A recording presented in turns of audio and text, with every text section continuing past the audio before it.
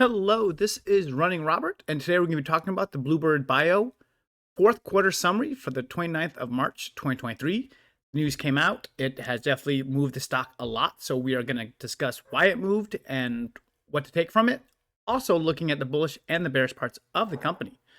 So hey, I generally follow small cap stock. I do games, so if you like what I'm doing, please like and subscribe. It'll help me out a lot, and thank you. The disclaimer is I do own shares in Blue, and I did buy options today for the 19th of May, 2023 for $2.50. I bought them for 80 cents an option. I'm an amateur investor, and any advice given should be followed up by due diligence, and any information given is valid for today, the 29th of March, and the slideshow will not be updated. But as we get new news, new slideshow. We're going to do the investment thesis first, and then we're going to look at what happened today. So I believe this is a very high-risk, high-reward company. They do have two drugs on the market, ZYNTEGLO and Skysoma. They have a total of 7 patients that have started treatment.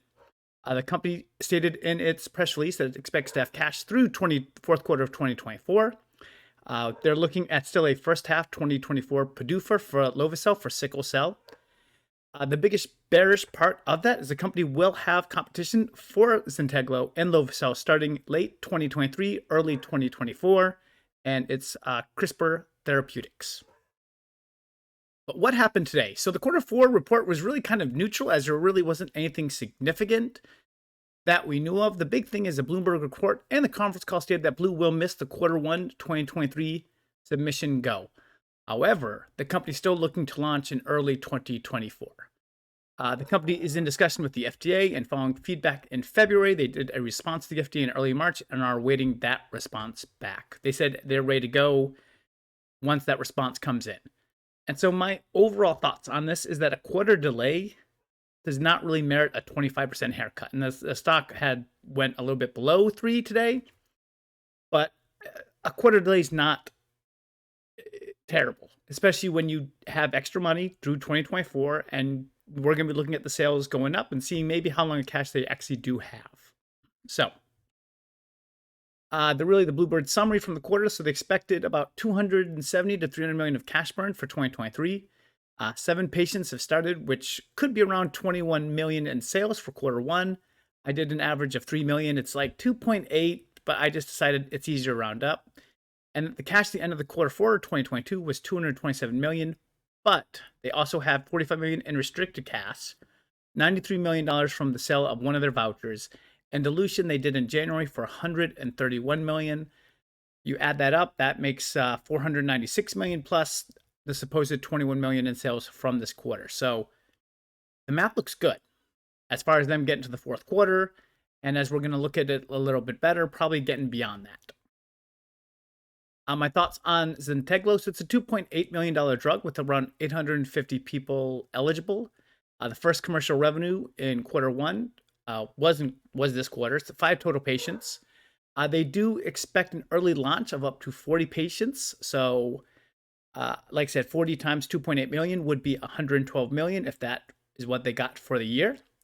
However, approval of CRISPR Therapeutics drug next year or late this year could cut into sales for 2024.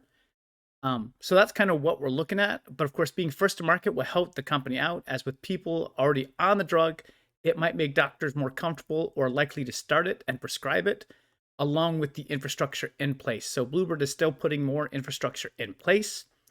So we are going to see how that works. But again, if they can hit 110 to 150 million in revenue for this year, just from ZYNTEGLO, you're looking pretty good. And you can already see that, like, wait a minute, now we're starting to get into 2025 for our cash flow.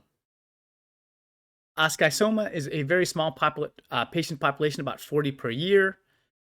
Even less is treated, since patients can be treated if they have a matched sibling donor. They do anticipate 5 to 10 patients to start in 2023.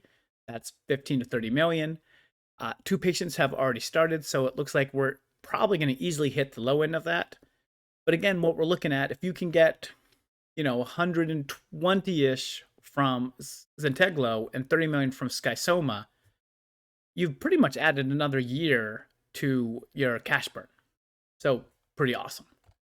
Lovo-Cel. So this is really the bread and butter. So it's the largest patient population, about 10 to 20,000 people. The trial data looks good. I've highlighted that in other videos. The BLA is probably now set for second quarter 2023. The ADCOM and PDUFA, if needed, would be the second half of 2023, first half of 2024. And this is really where it expects the company to get to the stars. Now, we're going to talk about CRISPR again, because this is probably the biggest bearish argument you have in the company, that their drug could be approved and could cut into sales. And it's really going to be a close race to first. Neither company has submitted yet. So we're kind of waiting to see who will get this first. However, I believe that the market is large enough for two companies in this field. So CRISPR, I believe, will pretty much determine the prices. I think they will barely get through, but I think we're expecting a $1.5 to $3 million price tag for the drug. And so this is really the example we're looking for. So even if CRISPR takes 4,000 patients and Blue takes 1,000, so they pretty much, it's 10 to 20, but maybe it's closer to 5. At 1.5 million, that's $1.5 billion if they can get 1,000 people, And so we know the patient population is good. If you're looking at that and saying, oh, well, we're expecting to have a $300 million cash burn, and just this drug alone can get you 1.5 billion. Well, that's 5 years. That's more than enough time to get everything else, not including Skysoma and ZYNTEGLO adding additional revenue to it. So not that worried. Again, not that worried. It would be nice to be first to market, but again, not worried about it as much. So the summary. So BlueBird really doesn't have to be the best company. And that's definitely going to be stated, that even with competition, as long as they can establish a foothold on a small patient population.